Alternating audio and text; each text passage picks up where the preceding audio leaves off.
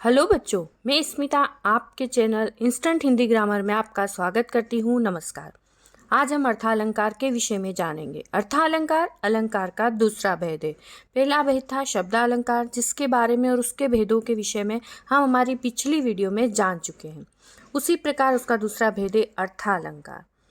दोनों ही काव्य की सुंदरता को बढ़ाते हैं। अर्थालंकार जैसा कि नाम से ही प्रतीत होता है, जिसमें अर्थ में अलंकार पाया जाता हो, जिसके अर्थ से अलंकार सुशोभित होता हो, काव्य में सौंदर्य वृद्धि होती हो, उसे अर्थालंकार कहते हैं।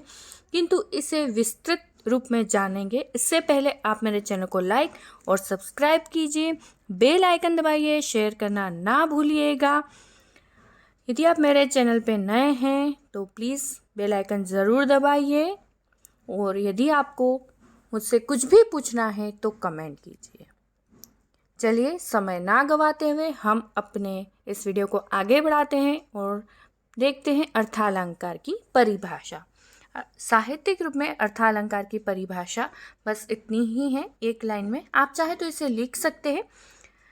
साहित्य में जो अर्थगत चमत्कार हो उसे अर्थालंकार कहते हैं। इसे यूं भी कह सकते हैं, किसी काव्य में अर्थ के माध्यम से काव्य की शोभा बढ़ाने वाले अलंकार को अर्थालंकार कहते हैं। अर्थालंकार खुद में ही एक साहित्य है। उसके अनेक भेद हैं, जिनकी विस्तार से चर्चा हम हमारी अगली वीडियो में करते रहेंगे। आज हम देखते हैं अर्थालंकार के मुख्य भेद, और उन मुख्य भेदों में हम उपमा अलंकार के अंगों और भेदों के बारे में विस्तृत जानकारी लेंगे। तो अर्थालंकार के भेद इस प्रकार है: उपमा, रूपक, उत्प्रेक्षा, दृष्टांत, संदेह और अतिशयोक्ति अलंकार। सर्वप्रथम आज हम उपमा अलंकार का विस्तृत अध्ययन करने वाले हैं। तो आइए देखते हैं उपमा अलंकार। उपमा अर्थात तुलना। किसी से भी हम जब अपनी उपमा या तुलना करते हैं या किसी और की तुलना करते हैं तो वहाँ उपमा अलंकार का प्रयोग किया जाता है। किसी प्रस्तुत वस्तु या व्यक्ति के गुण, स्वभाव आदि की समानता के आधार पर अन्य अप्रस्तुत से तुलना की जाए तो वहाँ उपमा अलंकार होता है। उपमा का अर्थ क्या होता है? तुलना। जब भी हम किसी व्यक्ति या वस्तु की तुलना अन्य व्यक्ति या वस्तु से करते हैं तो उसे तुलना न कहकर साहित्यिक भाषा में उसे उपमा कहा जाता है, और वहाँ उपमा अलंकार होता है। जहाँ पर तुलना में समानता या सकारात्मकता देखने को मिलती है, जहाँ पर नकारात्मकता देखने को नहीं मिलेगी, क्योंकि उपमा अलंकार क्या करता है? काव्य में सौंदर्य में वृद्धि करता है। वह काव्य के अर्थगत अलंकार में वृद्धि करता है। तो यहाँ पर सकारात्मकता ही देखने को मिलेगी, नकारात्मकता नहीं मिलेगी। देखिए, यहाँ ऐसे हम कुछ उदाहरण के अनुसार अच्छे से देख सकते हैं और आपको सब कुछ समझ में भी आ जाएगा। मुख चंद्रमासा सुंदर है, यह उपमा अलंकार का बहुत ही अच्छा उदाहरण है। बुद्धि गरुड़ के समान है।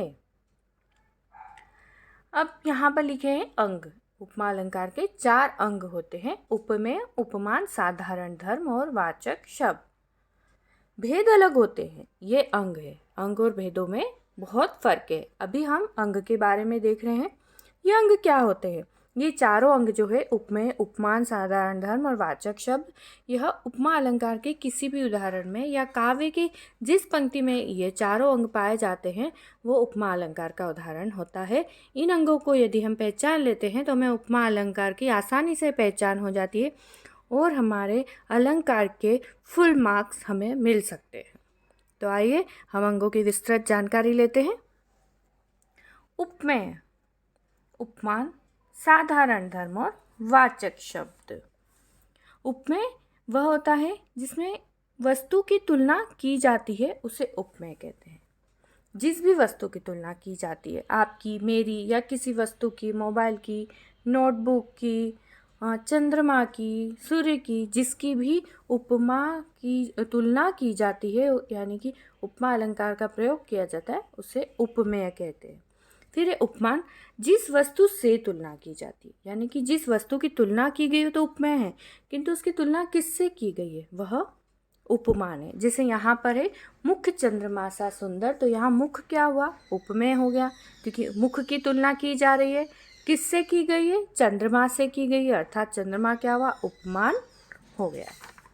उसके बाद है साधारण धर्म। उपमेय और उपमान में समानता का गुण होता है, जिसे साधारण धर्म कहते हैं। यानी कि यहाँ मुख और चंद्रमा में समानता क्या है, ये समानता है कि दोनों ही सुंदर है। तो जहाँ पर दोनों के गुण के बारे में बताया जाता है, दोनों की समानता जहाँ दिखती है वह होता है साधारण धर्म। तो यहाँ सुंदर है क्या है, साधारण धर्म है। अब है वाचक शब्द। उपमेय और उपमान में समानता को दर्शाने वाला शब्द होता है, जिसे वाचक शब्द कहते हैं, जो कि है सा, यानी मुख चंद्रमा सा सुंदर है। तो यहाँ पर चारों ही अंग यहाँ पर दिखाई दे रहे हैं। मुख में है उपमेय, चंद्रमा में है उपमान, सा में है वाचक शब्द और साधारण धर्म है सुंदर है। अब है बुद्धि गरुड़ के समान। यहाँ पर है बुद्धि गरुड़ के समान में बुद्धि क्या है बताइए, उपमेय है या उपमान है? बुद्धि उपमेय है, क्योंकि बुद्धि की तुलना की जा रही है। तो बुद्धि क्या है, उपमेय। बुद्धि की तुलना की जा रही, तो बुद्धि क्या हुई, उपमेय हुई। किसके साथ तुलना की जा रही है, जिसके साथ भी तुलना की जाती है वह क्या होता है, उपमान। तो यहाँ बुद्धि की तुलना की गई है गरुड़ के साथ। गरुड़ के समान, बुद्धि किसके समान है, गरुड़ के समान। तो यहाँ पर गरुड़ उपमान है। गरुड़ क्या है, उपमान है, क्योंकि बुद्धि की तुलना गरुड़ के साथ की गई है। और के समान क्या है, यहाँ पर के समान है वाचक शब्द।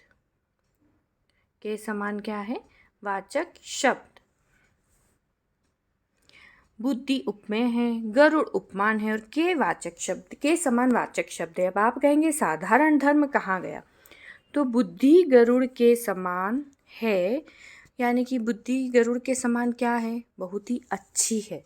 तो ये जो अच्छी है वह हुआ है साधारण धर्म। अभी कैसे पता चलेगा? तो किसी किसी पंक्ति में तो स्पष्ट रूप से लिखा होता है कि बुद्धि बुद्धि मतलब कि उस चीज़ का, उस तुलना का गुण क्या है, वो तुलना क्यों की गई है। तो वहाँ तो हमें साधारण धर्म नज़र आ जाता है, जैसे कि यहाँ पर लिखा गया है सुंदर है, किंतु कहीं कहीं पर उसका गुण लिखा हुआ नहीं होता है, वह हमें समझना होता है। वहाँ पर साधारण धर्म लुप्त हो जाता है। तो यहाँ पर बुद्धि गरुड़ के समान तीव्र है। तो यहाँ पर तीव्र है, अच्छी है, जो भी है, जो बुद्धि में भी है जो चीज़ और गरुड़ में भी है, वह होता है साधारण धर्म। और बुद्धि तीव्र है, गरुड़ भी तीव्र है, तो वह साधारण धर्म हमें समझना है। इसमें लिखा नहीं गया है, तो यहाँ पर एक अंग लुप्त है। आप घबराइए नहीं। अब ये एक अंग लुप्त है तो क्या हुआ, एक में चारों अंग है तो क्या होना है, मैं इन्हें आसानी से बताती हूँ। देखिए आगे और भी उदाहरण है।